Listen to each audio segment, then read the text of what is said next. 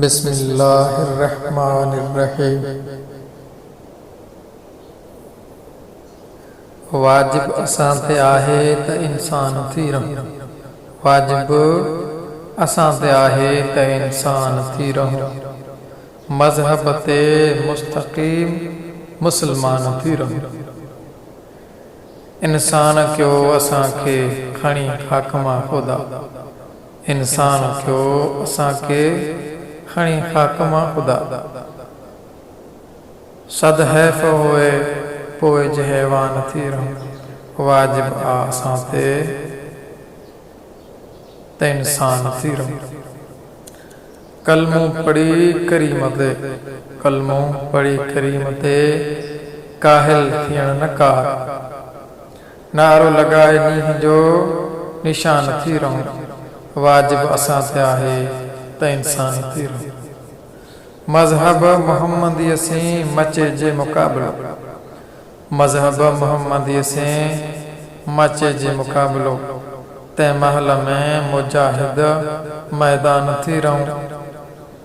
वाजिब असां ते आहे त इंसान थी रहूं।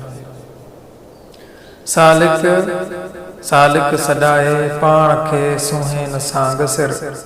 सालिक सॾाए पाण खे सुहिन सां गसिर। क़ाइम कटक में कुर्ब जी कुर्बान थी रहूं।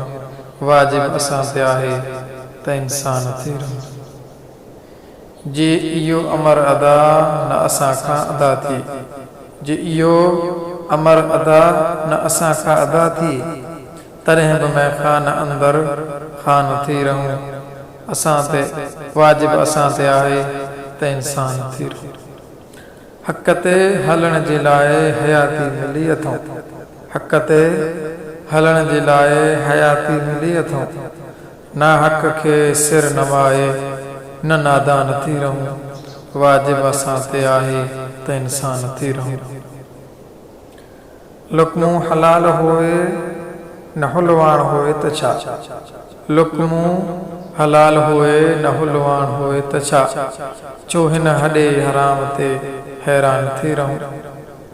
वाजिब असां ते आहे त इंसान थी रहूं। सांडण शिकम सिख्या जे सगीरीअ कना वठी। सांडण शिकम सिख्या जे सगीरीअ कना वठी। तिन जीअन पेट लाइ परेशान थी रहूं। वाजिब असां ते आहे त इंसान थी रहूं। सदके सचे दणीअ जे हुकूमतां हज़ार जान। सदके सचे दणीअ जे हुकूमतां हज़ार जान। मालिक मथे न माल ते मस्तान थी रहूं। वाजिब असां ते आहे त इंसान थी रहूं। सरकार जे सॾाए सबब सच जी जेल फास। सरकार जे सॾाए सबब सच जे जेल पास। घुर्जे त अहिड़े मर्द जा महिमान थी रहूं। वाजिब असां ते आहे त इंसान थी रहूं। आज़ाद कन न कन त इहो आबरू संदन। आज़ाद कन न कन त इहो आबरू संदन। गेदी न असीं ख़ातिर गुज़दान थी रहूं। गेदी न असीं ख़ातिर गुज़रान थी रहूं। वाजिब असां ते आहे त इंसान थी रहूं। क़ादिर कुफ़ल भॼे थो सघे क़ैद कोट जा। क़ादिर कुफ़ल भॼे थो सघे क़ैद कोट जा।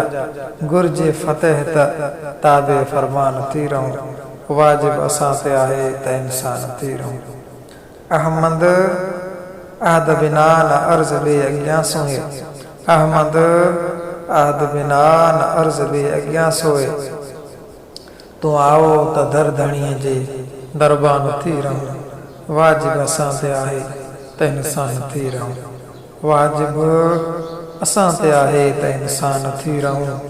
मज़हब ते मुस्तक़ीम मुसलमान थी रहूं। वाजिब असां ते आहे त इंसान थी रहूं। वाजिब असां